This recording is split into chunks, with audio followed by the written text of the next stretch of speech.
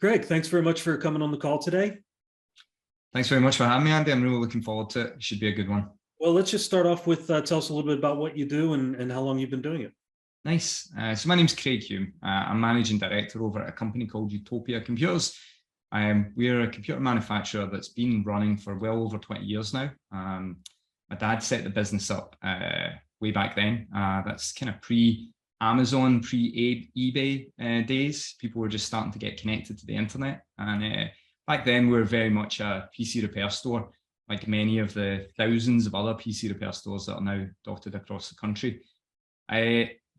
At that time, those early days, he kind of inspired me. He had had many different jobs. He was an engineer, so he had had lots and lots of different jobs. And I think he kind of wanted to try and do something that he actually really loved doing.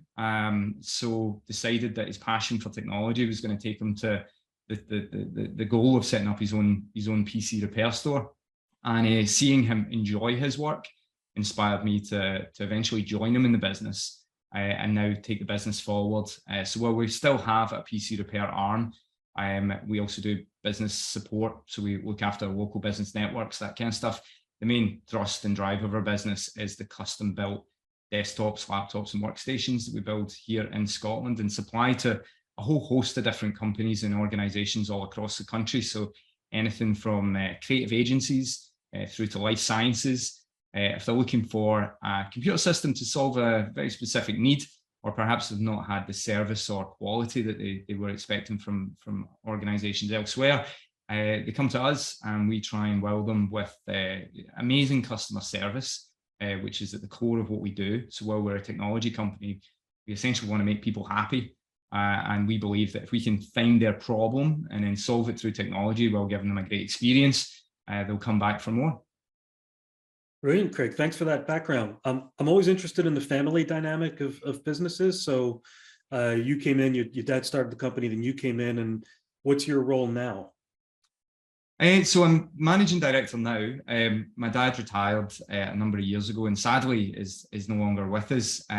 But that legacy that I carry is to basically continue to do what he saw. I mean, I saw you have a slight smile when you said family businesses, because the dynamic that my dad and I and my mum, who was still working in the business at the time as well, faced was incredibly challenging. To be able to have frank, challenging conversations that are separate from dinner table conversations is incredibly difficult. And while I am blessed to have spent that amount of time with my family in those types of in that environment, that's not to say that it was all easygoing.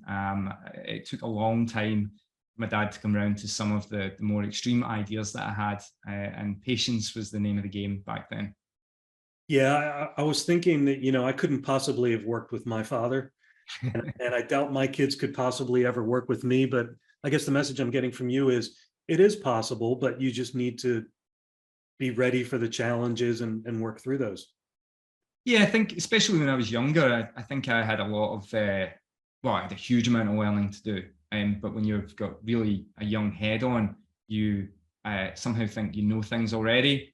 And the great thing that my dad done was give me just enough to be able to find some learnings, to be able to explore some of the ideas, but without giving me so much that things spiraled out of control and I made, catastrophically the wrong decisions for the company.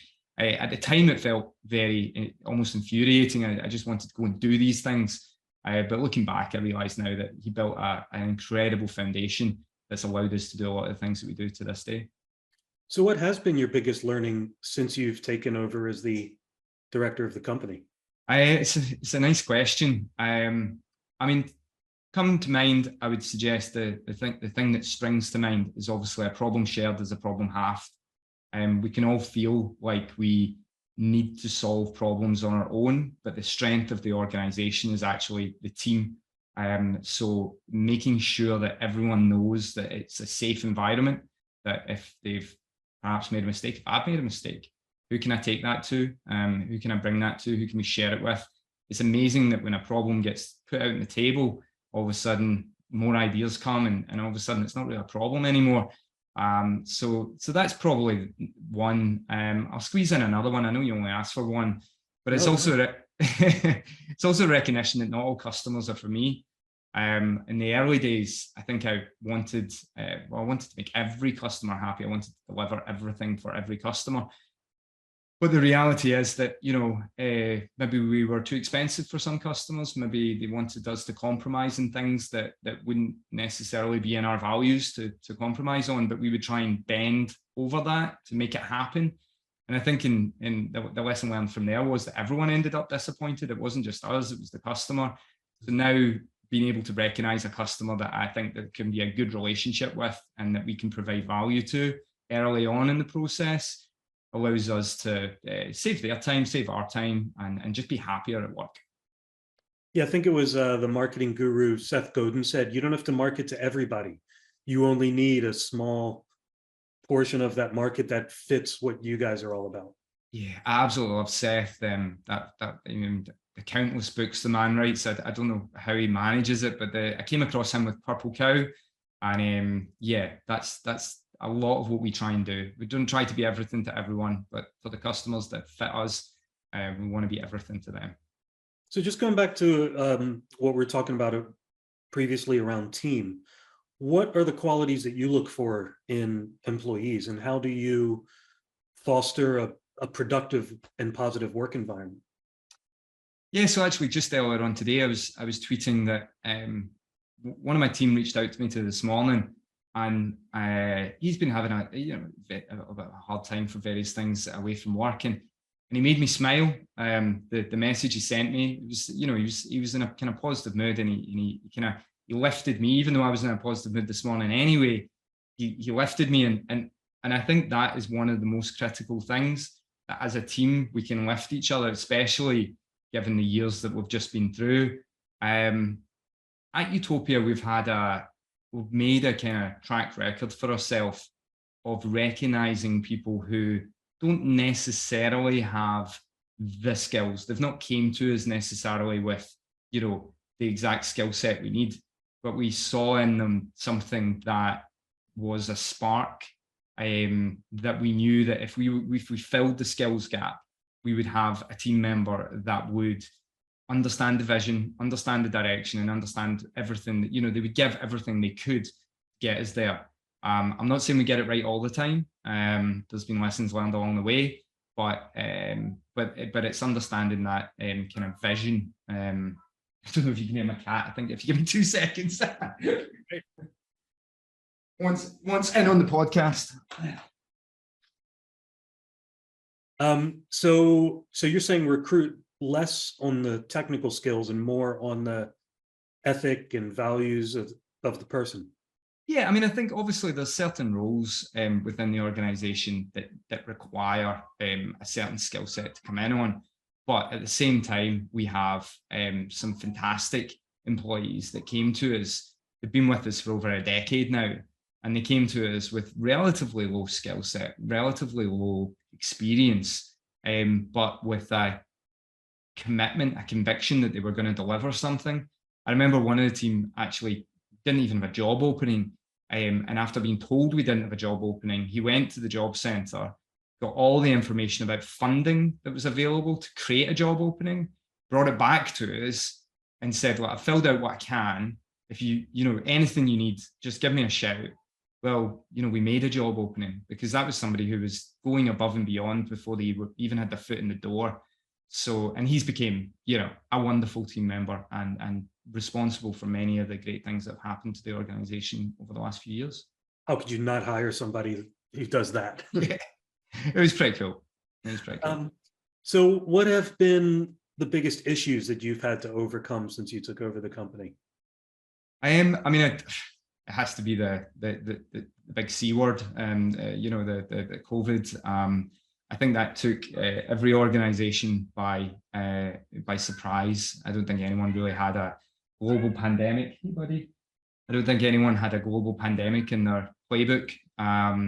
So managing the well-being of my team while balancing the requirements to operate an organization in what was the most challenging of circumstances that I can recall, and bring us all through it. together was difficult. I'm not gonna deny it was really challenging.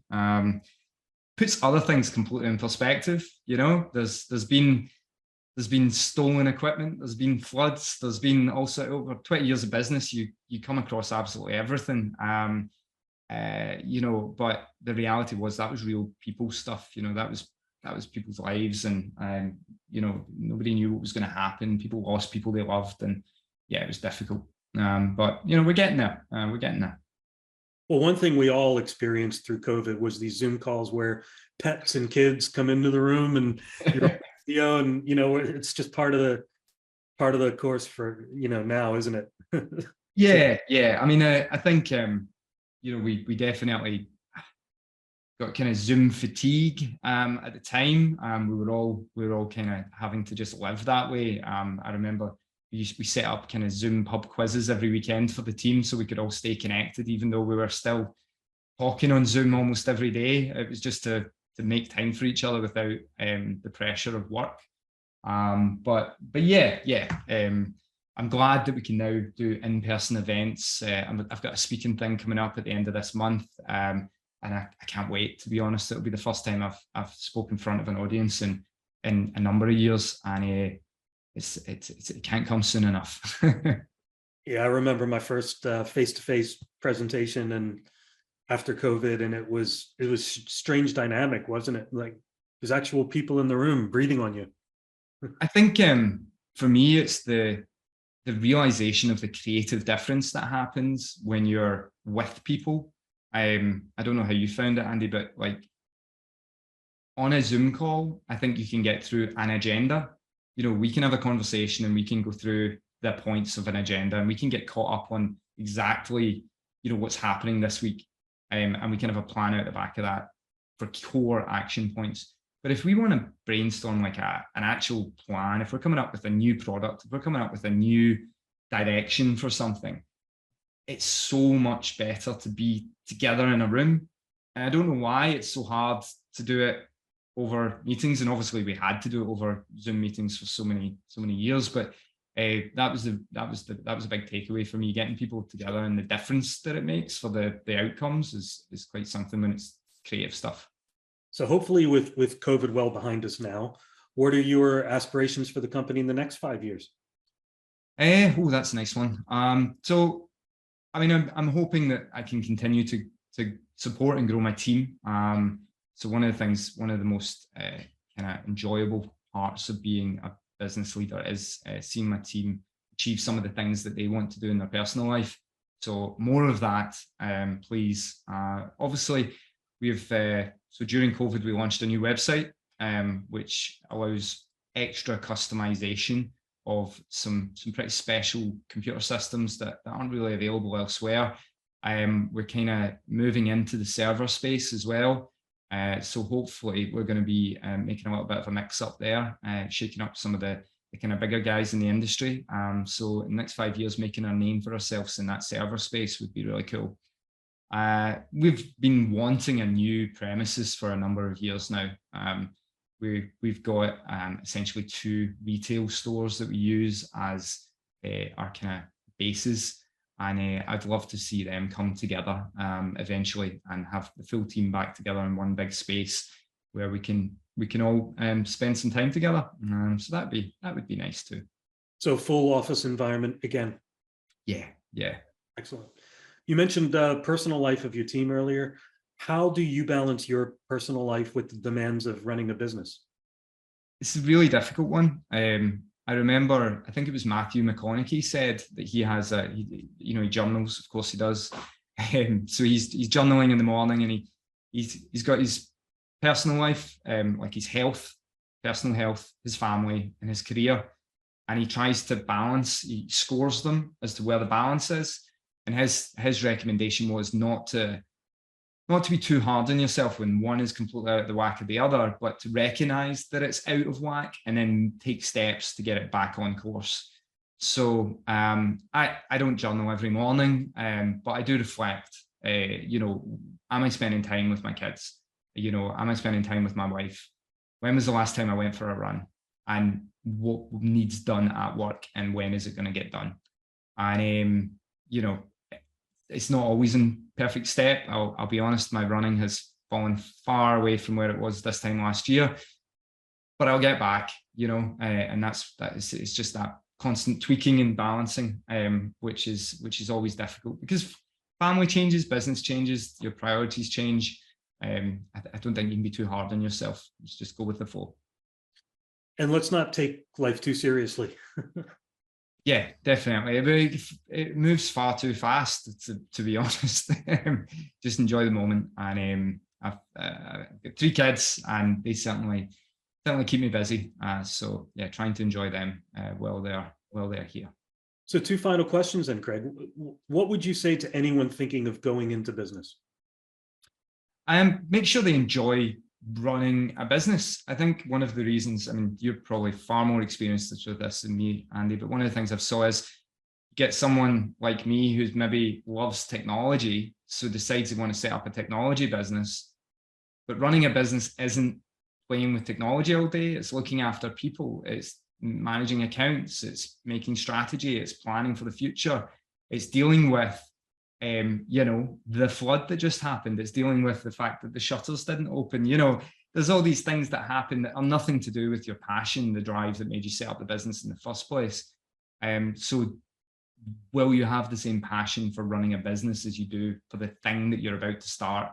Because, well, you might still get to do some of that thing. It's probably not going to be the most of your day. So that's that. And then also, you know, maybe take a pinch of salt of everything we watch on YouTube and Instagram these days. You know, there's so many, you know, I made $1 million after 12 months after setting up my business. You know, it doesn't work like that. Not for most of us. So set some realistic expectations of what success looks like. And if it still looks good, then go for it. Absolutely. And then finally, what is the best advice you would give to your 18-year-old self? Wow. Okay. I think enjoy being young and recognize just how young you are. I think that was something that took me, you know, I definitely did not appreciate the opportunities that I had when I was 18. Now looking back at my 18-year-old self, realizing that I had really no commitments whatsoever, and the world was literally my oyster. I maybe didn't acknowledge that quite so much, but then I'd also like to tell myself that everything's going to be okay. You know, you might be worried about a whole bunch of different stuff right now, but the reality is you will be in your own way successful, and everything's going to be just fine. Well, Craig, thank you very much. I've really enjoyed learning more about you and about the company and about your journey. So much appreciated. I'm sure everybody else is going to enjoy hearing about it as well.